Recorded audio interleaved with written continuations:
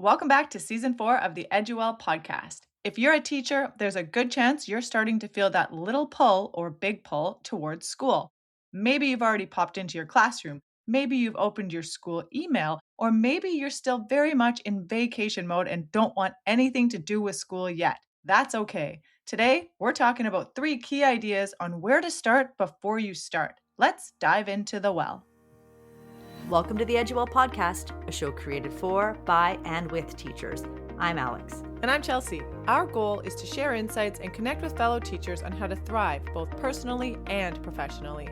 Join us as we dive deep into the well of information filled with relatable tips, practical discussions, and ideas that go way beyond the classroom walls. Let's be well And do well together.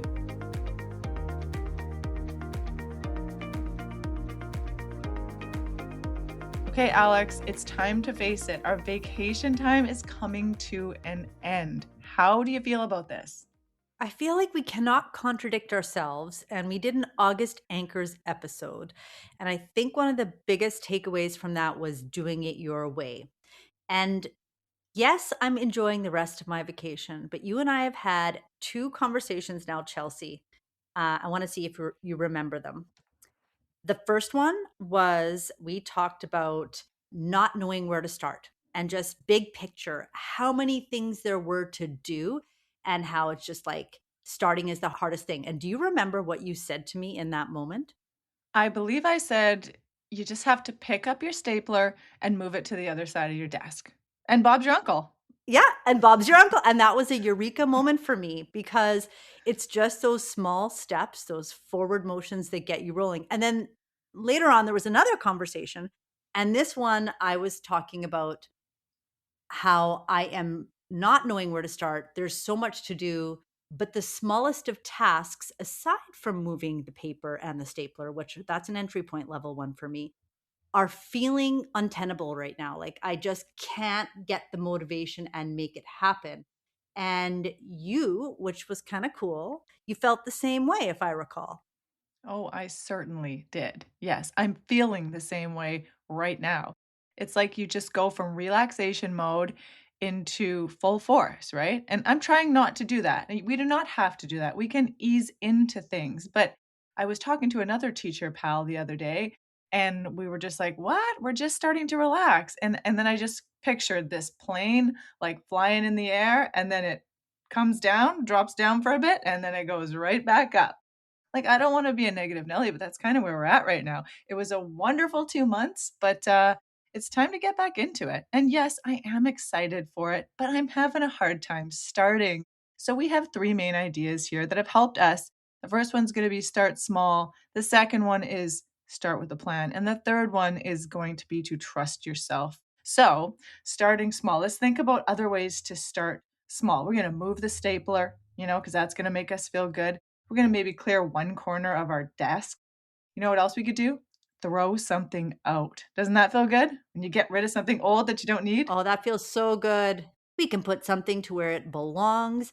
We can connect with a colleague possibly about, schedules or something like that. Yeah, I think like the biggest thing for me is getting the workspace ready. Like, yes, there's all of the planning and all of the startup stuff to do, all of the digital stuff. But for me, it's more physical. It's like I want to see my space clear because there's just something about doing something physical that just allows you to see the results. Another thing about that is that you don't have to think too hard about it. Yes, I might not know where to start, but once you give me a task, I can beginning, middle, end it. And you see that physical difference right away. For me, that creates huge momentum. You do one small area, you see what you've accomplished, you move on to the next thing. So you're right about when you start getting into the emails, you're thinking, and that takes a lot of time, a lot of energy. So you don't feel that same momentum. But small steps can lead to really big results. Rome was not built in one day now, was it? That's right. And your classroom does not need to be put together in one day either. So take it one day at a time, take it 5 minutes at a time. And so, speaking of doing the physical, let's get into the second point, which is starting with an actual plan. Now, personally, I have to look at what I have before I can start with any type of plan. I think we all do. We kind of have to check our schedule. We have to see the emails. We have to check out the workspace. And then we get overwhelmed. And then we can take a step back and really start making a small plan to ease into things. Like, how did you start making your plan? Let's start with a list, right? What'd you put on your list first? Oh, okay. For school, this is vulnerable for me, all right? I'm opening up the curtain. Oh, This okay. is what I have on the list, okay? Now, I'm not saying any of these things are highlighted, Chelsea, but this is what's on the list. Not yet. Week at a glance, the assessment tests, split up the treats. Um, that's what that it split up the treats, okay? Wow. Yeah. No brain power there. No That's brain good. power, back and forth, and we talked about that, how you and I have some treats that we need to split up, and it's super easy to do, and that's about what I have the capacity to do right now. Review calendar, and then I wrote down first day, September, fill in the blank, and students, September, fill in the blank, because I needed to know what day I actually had students versus was just at school. That is my starting point right now. Those are my entry point, beginning, middle, end things that I feel I can accomplish right now, if I'm being honest. That's pretty good, actually. That is pretty good. So you're not just gonna walk into the school when you go and just be like, "Okay, what am I supposed to do? I do not have a plan." You have a list, and the list is it's fairly short right now, and that is a good thing. So let's just emphasize the fact that writing down 3 things, I like to put them on a sticky note, 1 on each sticky, and then take the sticky off my desk as they're completed, or 3 things on a list to be checked off. And those little accomplishments help me to then gain that momentum and do more. So let's stress here with the plan that we're all making right now is don't overdo it. Well, and you don't have to accomplish every single thing before the students arrive. So there's a level of prioritization that can happen throughout the year, and so that's where time blocking can really come in. Yes, I love time blocking. It's pretty much my favorite thing right now. So, if we're going back to school before the students get there, we can decide exactly how we're going to use that time all to ourselves. So, maybe you give yourself an hour to get organized, or an hour to do prep, or an hour, probably not an hour, but maybe 20 minutes to photocopy, or you choose 10 worksheets that you're going to photocopy. And a certain amount of time is dedicated to each. That's being intentional and it's getting it done. Yes, and I think it's important to say that blocking off some social time is really important to reconnect with your peers. I'm sure you know what I'm talking about. You've been at school before where you've put a plan in place, you've chunked that time, and you're mid work and you're seeing people that you have missed over the summer and haven't connected with, and you want to talk to them. And that chunk of time is broken up, and you might not be able to accomplish what you need to accomplish in a timely way. So creating time and space for the people who you work with, front end loading that, and then going into your list, I have found that to be helpful. I almost do like I don't know, like a little social time, a social hour, to make sure that I'm saying hi to everybody. I miss people. Yeah, it's great to catch up with people. And often, we're all on the same page. We all have a bunch of work to do, but taking those breaks and talking to each other can be another way to help you get started. Just can't let it stop you from starting. Yeah, you can't let it stop you. Well, there's also the avoidance piece, right? So for Yes. me, I mean, I say block off some time, and I like to go say hi to everyone, and sometimes I like it when it doesn't stop. And I'm the problem. I keep on going. It's because I have missed people, but I also think I also am doing avoidance behavior a little bit. I don't want to face the big picture room and put forward the big picture plan and then make it into a list of 3, because I still find that to be overwhelming. So I think a remedy to that is really knowing what kind of a worker you are. Like, are you someone who likes to do a little bit at a time? Are you a marathon worker? I have friends who will start at 8 a.m. and go till 8 at night. It's a one big push and they do not leave till it's done. I'm impressed by those people. So work with yourself and not against yourself, and your own style. I'll add to that. I have days where I can be the marathon worker and I can do it all. And I don't know, I just have this burst of energy. And then I have other days where I need to break it into manageable pieces. So, really knowing where you're at and what you need as the worker, right? Yeah, it all comes back to that awareness piece.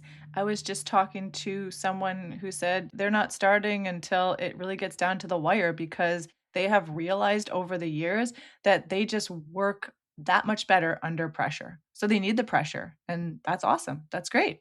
So, yeah, knowing what kind of worker you are, that's very important.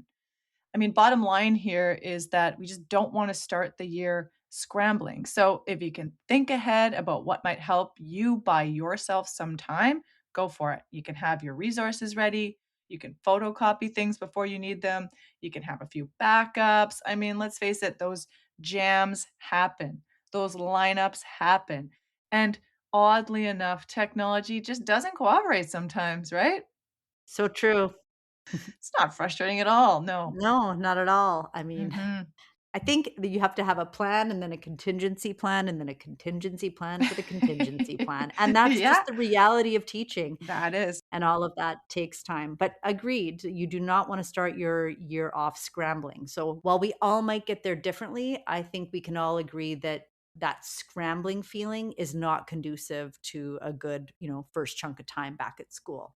Yeah, so having some things in place, that skeleton that we talked about in Connections Before Curriculum or one of our earlier episodes, just having that skeleton in place, having some things in place that you can use. And also trusting yourself. This is our final point. Trusting yourself that you will get these things done and you will get them done in the way that suits you. So you know yourself. You know what you need to feel ready and you know what kind of classroom you want to create. You know what matters to you and you don't need to compare yourself to anyone else, the teacher down the hall. Like when we talk, I hear what you're doing, Alex, and you hear what I'm doing, and we don't compare ourselves to each other, right? Well, maybe sometimes Not we do. not the process and not the final project, right? Like I can't tell you how many times I've done the marathon, got the task completed, and I think it looks so good. I'm very, very proud. And that's authentic. And then I walk into someone else's room who has a talent for decor, and there's a few of them. Like there's a whole bunch out there. And I am like, wow. And I realize that and this is just plain truthful. My room Yep. looks subpar when I do compare. Like if a random person came in and I said, "Tell me which room looks better." 1, 2, 3. They would pick the other person's room, zero doubt. And that's okay with me. I just can't get there. And so I really work hard to not compare because I have other things. We all have other things that we bring to the table that are unique to us. Decorating is not one of them. So I have to make a concerted effort not to compare my spaces to other people's spaces. I am not an interior decorator. Ask my family. I'm just so with you on that right now. I'm not there either. And yeah, it's easier said than done with the classrooms and the decor and the bulletin boards. So, my solution to that is less is more. I just go, okay, I'm going to do less decorating. Just keep it simple. That's my thing when it comes to decorating. And that's okay. Yes, yes, it is. Because your classroom doesn't need to look like someone else's classroom, and your preparation doesn't need to look like someone else's preparation. So, once again, trust what works for you. It is all a process. Let's not forget about the very important home life that we have and making sure that we remember that getting ready for the school year isn't just about what happens at school. It's about thinking about the things that you can do at home that eliminate decision fatigue. We can prep food, we can have those easy meals ready, get our clothes organized. If you have family at home, getting your kids' clothes ready if they're younger, and really knowing what's happening for the next week. We love looking at the calendar and pre planning. Those things matter because we make so many decisions throughout the school day. When we get home, it's nice to be able to go on autopilot a little bit. So, anything that you can do that makes home a little bit easier is definitely worth considering. It's about making that transition back into school feel less chaotic as a whole. Okay, so this is the overarching feeling that I'm thinking about when I am talking about this. And that is, I don't think I'm even getting the things done at home that I would like to be getting done. And I'm thinking about what I normally do during the school year, Chelsea, and it's a lot. Like there's a lot of meetings, there's a lot of appointments, there's a lot of plannings, there's a lot of school events, there's just many things going on. And I don't feel like I'm doing just the basics. I'm not able to do that right now. I'm having a hard time imagining making it all come alive again. So I guess my question is, are you feeling that way too? Like, Okay, well, I'm going to tell you that I have those feelings, but I do trust myself. I have learned to trust myself, and I have learned to not overdo it because I felt this way. Then I overplanned and then didn't use half the things that I planned. And so I just ended up wasting my time anyway. And that was also my time off that I was wasting. So I know I have like a balance of what to do before I go in. And yes, it's daunting. It really is, like, all of the scheduling and all of the things that are coming, but I know I'm gonna do it because I've done it for 20 years. okay, so I need to take on that attitude. I have also done it for many, many, many moons. Yeah, you've done it well. There is zero evidence that I haven't gone and stepped up to all the challenges. It's like somehow I have this block where I'm like, how am I possibly going to do this? And yet, you go and you do it. So, what I'm hearing right now is that our third point, trust yourself, is the key to kind of getting rid of this mental clutter and walk forward confidently. Yes. Okay. It is, but what you don't realize is that you're also hearing your own advice. Because in one of our episodes that is coming up, you gave a strategy about when you're feeling uncomfortable about going into a situation that is unknown, you suggest to think about what you have accomplished. Think about what you have done. Think about all of the things that have made you stronger and all of the things that you have gotten through and learned from and become just awesome at. That's your advice right there. So Right, right. And I said that that's the evidence that you absolutely can. You're right. I did say that. Thank you for reminding me of that. Huh, interesting. I need to listen to my own feedback on that. It is 100% the truth. Hmm. Okay. this is why connection is so important. And friends are so important right now because we can forget. Our brains are in a fog right now because of all the things we have to do. So we need to talk to each other to remind each other. That's why podcasts are awesome too. That's why you should be listening to the podcast, of course. No, that is absolutely the truth because you can feel very alone in this career. You work within four walls. Ultimately, when you get to school and you start to prepare the space is your responsibility and the plans are your responsibility, and you have things that you're supposed to follow, yes, and you do, but there's a lot that is really on you.